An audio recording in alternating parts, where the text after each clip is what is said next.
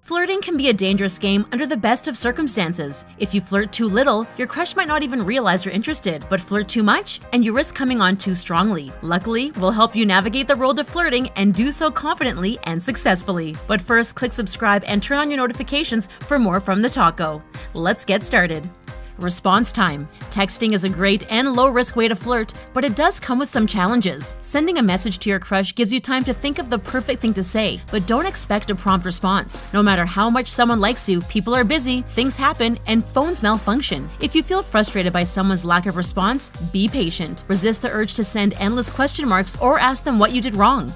Bringing it up. Talking to your crush can be overwhelming at first. It's easy to fall back on friendly banter, which is easier to pull off compared to flirting. But although it's a risk, you have to be willing to put yourself out there. Try giving a compliment or two and see how your crush reacts. If they seem receptive, there's a chance your feelings are reciprocated. But if it seems as if your compliments are making them uncomfortable, apologize and change the subject.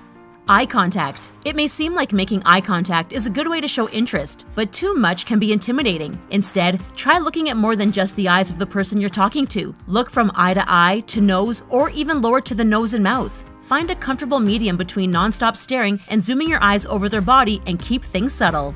Warm up. It can be tempting to get physically close to someone you like. Instead of jumping straight to contact, try working your way in. Keep in mind that most people have a personal space bubble of about 18 inches in every direction. Subtly enter their personal space by moving closer or touching something near them. If they seem to move closer to you as a result, that's a great sign that your flirting is a success. Touching. If it seems as if the person you're talking to is receptive, it's okay to use physical contact as a way to flirt. But the key here is to proceed slowly. Instead of wrapping them in a potentially traumatizing bear hug, try touching your foot against theirs underneath a table, or lightly touch their arm to emphasize a point during a conversation. These physical gestures signify that you'd like a closer relationship and make the other person feel desired. Questions. No matter how introverted someone is, everyone enjoys talking about themselves. Show how good of a listener you are by asking more questions than you answer. Not only will this help you get to know the person you're talking to, but they'll have a great time chatting about their interests. Be engaged in the conversation. Don't just smile and nod while half listening. Don't be afraid to ask for advice or opinions as a way to bring yourself into the conversation.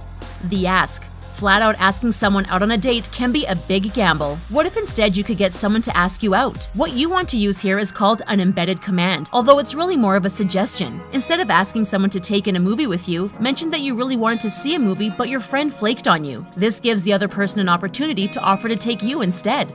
Lighthearted. One huge mistake people make when flirting is setting up expectations. We get it. Sometimes you see someone cute and start imagining what your wedding dress would look like, but that can end with you putting a lot of pressure on the person you're talking to, and people can sense desperation. Try to keep your flirting carefree and fun without being too invested in the outcome. Being unavailable. Resist the urge to feel like you have to be at the beck and call of your crush. We aren't talking about purposefully ignoring them or playing games here, but don't be afraid to let their texts linger for a while before answering if you're truly busy. This shows you're out living your life instead of waiting by the phone. Snooping. In this day and age, it can be almost impossible to resist doing a little online espionage on someone you like. Social media means people can put their whole lives out there for others to see, and it can be tempting to snoop. But if you do give in to the urge, you have to keep the information quiet. Nothing is going to torpedo a conversation faster than revealing a fact about someone that they didn't tell you themselves.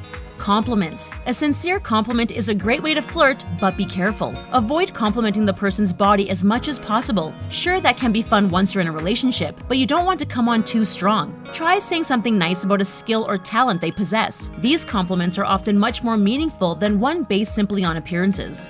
Boundaries. Having and maintaining boundaries is an important part of flirting and dating. If you flirt with someone, they may flirt back with you. And while that's a good thing, make sure what they're saying doesn't make you feel uncomfortable. Know your boundaries and don't be afraid to push the block button if someone doesn't respect them. On the flip side, if you're the one who has overstepped, make sure to apologize and back off. Well-written. Texting is a great way to communicate, but you want to watch your tone. Try to keep things conversational and avoid sending messages that look like an email from work. But you also don't want to go too overly casual with tons of abbreviations and emojis. Doing so can make you come off as immature, so try to text the way you would speak in person. Competition. When you're in the early stages of flirting with someone, it can be easy to get a little overeager. Maybe you're enjoying texting with someone, but see another woman liking all of his Facebook selfies. Resist the urge to show jealousy in these situations. After all, flirting is supposed to be lighthearted and fun. You don't have any claim over the other person just because they're chatting with you. Jealousy isn't a good look on anybody.